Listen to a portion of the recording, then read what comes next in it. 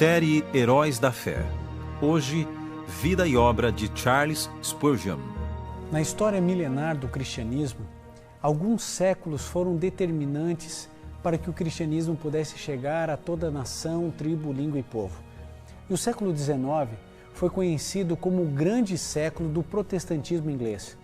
Entre os anglicanos surgiram grandes pregadores, grandes oradores, homens de Deus que anunciavam as verdades da palavra do Senhor. Em menos de um século, a fé evangélica alcançou todos os cantos do mundo. William Carey, David Livingstone, Hudson Taylor. Nesse tempo singular de grandes homens de fé, Charles Haddon Spurgeon nasceu. Hoje falaremos sobre a vida desse grande homem, desse herói da fé, Charles Spurgeon. Ele nasceu em 19 de junho de 1834, na área rural da Inglaterra. Se fosse aqui no Brasil, nós diríamos que Spurgeon era um caipira.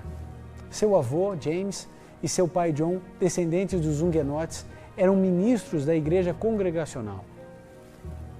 Desde pequeno, ele era acostumado a saber fazer o quê? Ouvir sermões. Talvez por isso ele tenha dito um dia ao seu filho: meu filho, se Deus te chamou para ser um missionário, eu ficaria triste ao ver-te ser reduzido a um simples rei. Spurgeon era cheio de frases de efeito. Seus sermões são ouvidos até hoje na internet. Milhares e milhares de sermões foram impressos. Sabe, por motivos financeiros ou por causa da saúde de sua mãe também, passou os primeiros anos da sua adolescência na casa do seu avô. E foi ali que Spurgeon teve contato com a obra O Peregrino, de John Bunyan. Talvez por ouvir tantos sermões, na sua adolescência, Spurgeon já travava uma luta interior, se considerando o pior de todos os pecadores. Ele sempre, com suas frases de efeito, já desde a adolescência, trazia alguns conceitos importantes. Talvez inspirado em Isaías 64:6, ele dizia: todas as nossas justiças são como trapos de imundícia. E ele afirmava, se as nossas justiças são tão ruins assim, imaginem as nossas injustiças. Depois de uma luta tremenda, travada já há vários anos, chegou uma pequena capela metodista onde ouviu um pregador ler o texto: voltem-se para mim e sejam salvos, todos vocês, confins da terra. Esse texto foi tão marcante em sua vida que Spurgeon diz ter se convertido aos 15 anos em 1850. Um texto é a única coisa que Deus precisa para atingir o seu coração e o meu coração. Não precisa mais do que isso. Foi exatamente isso que aconteceu com Spurgeon, e a partir desse momento, Spurgeon passou a ver a religião de uma maneira diferente. Voltem-se a mim e eu me voltarei a vós. Parece que Spurgeon conseguiu enxergar aquilo que ele não havia conseguido. Um texto da Bíblia que mudou completamente a história desse que veio a ser considerado o príncipe dos pregadores. Spurgeon foi batizado numa igreja batista e já se sentiu chamado ao ministério. Logo com 16 anos pregou seu primeiro sermão e com 18 já era pastor auxiliar e pregava regularmente em uma pequena capela batista. Em abril de 1854, Spurgeon aceitou um convite da Capela Batista de New Park Street, em Londres, e começou seu ministério que durou 38 anos.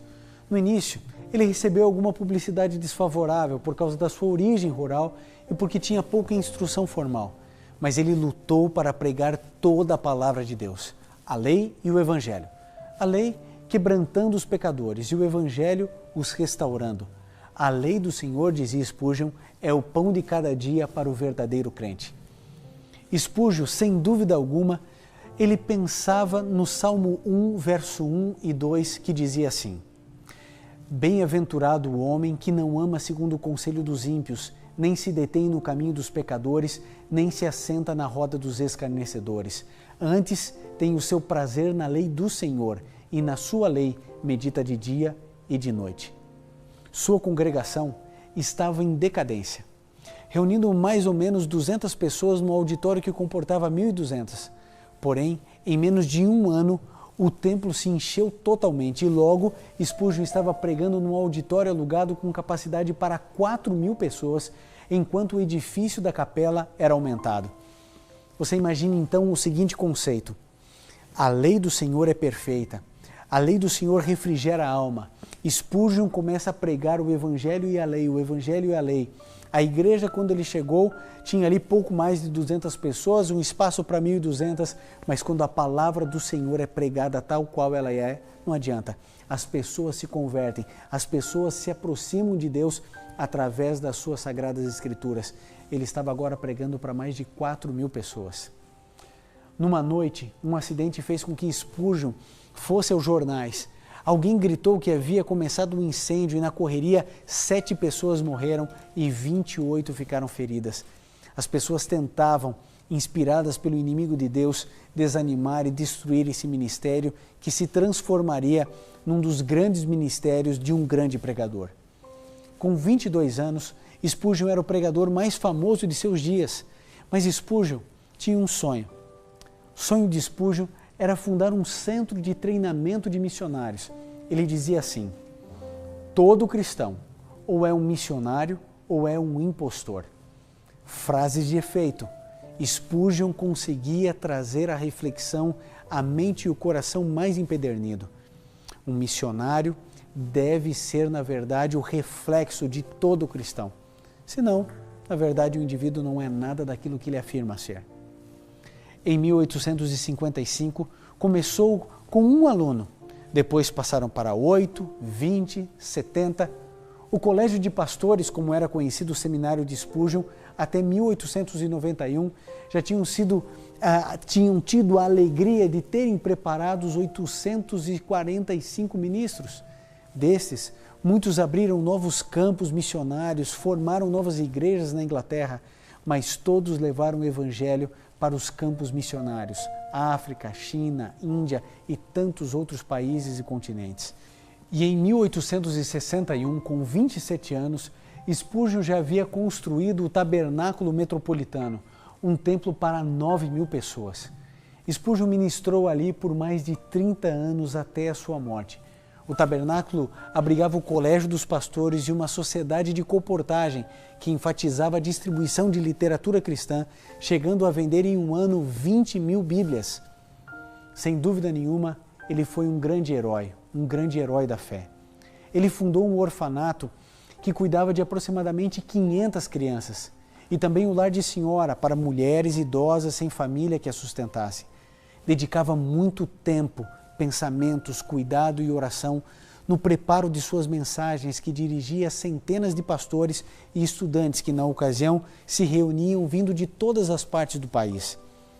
Ele tinha alguns pensamentos interessantes. Olha só o que ele disse: coloco-me diante de vocês para confessar com toda sinceridade, do fundo do coração, que atribuo a generosa prosperidade concedida por Deus a esta igreja muito mais às orações de seu povo do que a qualquer coisa que possa ter me concedido.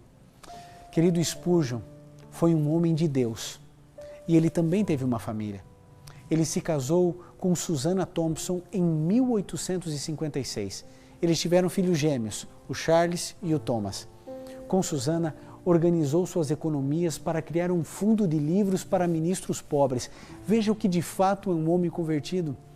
Ele rejeitou o título de reverendo por questões de princípios e recusou-se ser ordenado por não possuir nenhum curso de teologia. Enfrentava graves problemas de saúde, inclusive às vezes entrando em depressão.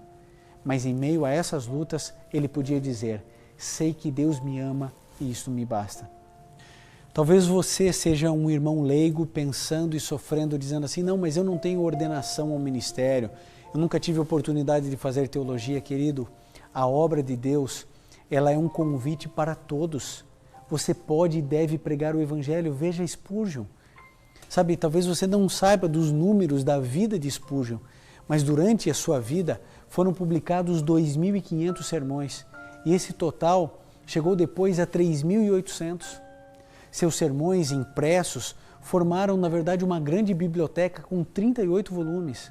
Ele registrava seus sermões no domingo, ele os lia na segunda-feira e, após a sua revisão, mandavam para os editores. E todas as quintas-feiras seus sermões impressos já estavam circulando pelas ruas de Londres. um homem que fez a diferença, que acreditou, um homem que administrava a pregação do Evangelho, mas que falava diretamente ao coração também. Os sermões de Spurgeon eram bíblicos e os textos que ele sempre usava tratando dentro de cada contexto. Acima de tudo, os seus sermões eram centrados em Cristo. Ele seguia a orientação de Paulo, lá em 1 Coríntios, no capítulo 2, no verso 2, que diz assim: porque nada me propus saber entre vós senão Jesus Cristo e este crucificado. Como pode ser visto esse exemplo de pregar a Cristo nos títulos dos seus sermões? Por exemplo, Cristo, o poder e a sabedoria de Deus. Cristo levantado, a complacência de Cristo. Cristo exaltado. Cristo, o nome eterno. Sobre isso, Spurgeon declarou: meus irmãos, preguem a Cristo sempre e para sempre. Ele é todo o Evangelho. Sua pessoa, seus ofícios e sua obra devem constituir o nosso grande e todo abrangente tema. O mundo continua precisando ouvir falar de seu Salvador e do caminho para chegar a Ele. Não somos chamados a proclamar filosofia e metafísica, mas o simples Evangelho. Por isso, ele é conhecido o príncipe dos pregadores, um dos maiores pregadores ingleses de todos os tempos e o maior que os batistas já tiveram. Sem microfones e caixas acústicas, ele chegou a falar para 26 mil pessoas. Dificilmente houve um sermão em que não tenha sido usado para a conversão de alguém. Quando perguntaram qual era o segredo para atrair pessoas, ele respondeu: a igreja deve atrair pela diferença e não pela igualdade. Que lição para todos nós cristãos. A sua igreja, a minha igreja, não deve ser parecida com o mundo, deve ser diferente do mundo. Aí sim, iremos atrair pessoas para as verdades da palavra do Senhor. Spurgeon também não esquecia o nome de nenhum membro de sua igreja, evidenciando grande capacidade pastoral. Embora criticado frequentemente por não ter estudado numa faculdade, seus sermões revelavam que ele lia muito e a sua biblioteca pessoal continha 12 mil volumes, grande parte deles de obras de reformadores. Em 1864, pregou um sermão contra o batismo infantil, atacando a ideia sacramental de uma regeneração ligada ao batismo, enfatizada sempre pela ala católica da Igreja Anglicana e ofendendo um grande número de cristãos que antes o apoiavam. Sabe o que Spurgeon disse diante dessa situação?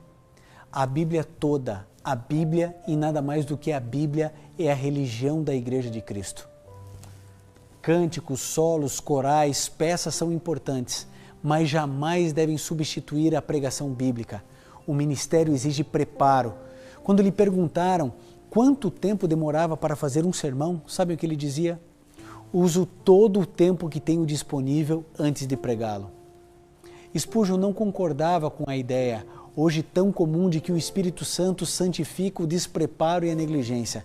Ele se dedicava pontualmente ao estudo das Sagradas Escrituras e só então se atrevia a subir a um púlpito e aí então ser usado por Deus.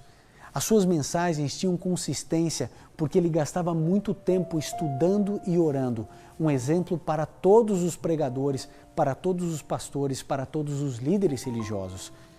Spurgeon pregou o seu último sermão no Tabernáculo Metropolitano em 6 de junho de 1891. E em 4 de janeiro de 1892, Londres parou para o enterro de Charles Spurgeon. Estava com 58 anos, mas aquele menino, apenas um menino, que se considerava o maior dos pecadores, agora antes de morrer dizia: há pecado até na nossa santidade, há incredulidade na nossa fé, há ódio no nosso próprio amor, há lama da serpente na mais bela flor do nosso jardim. O que Deus pode fazer quando nos colocamos em suas mãos? O que Deus pode fazer quando suplicamos: Senhor, usa-me? Querido, Deus pegou um camponês, um caipira, e o transformou no maior dos pregadores que esse mundo já viu depois de Cristo, Paulo, dos heróis da Bíblia. Parece que Spurgeon surge como um lírio, pregando de maneira tão profunda. Você já teve a oportunidade de ouvir alguma de suas mensagens? Algumas delas na internet. Mas hoje é o momento de você se colocar diante de Deus e falar: Senhor, se o Senhor pôde usar Spurgeon, o Senhor também pode me usar. Se ele teve coragem de ir contra os conceitos da sua época, que eram contrários à Bíblia, eu também posso ter coragem. É hora de nós ouvirmos a voz que nos acalma, que cala a nossa alma. É hora de nos dedicarmos ao Senhor de tal maneira que Ele possa nos usar.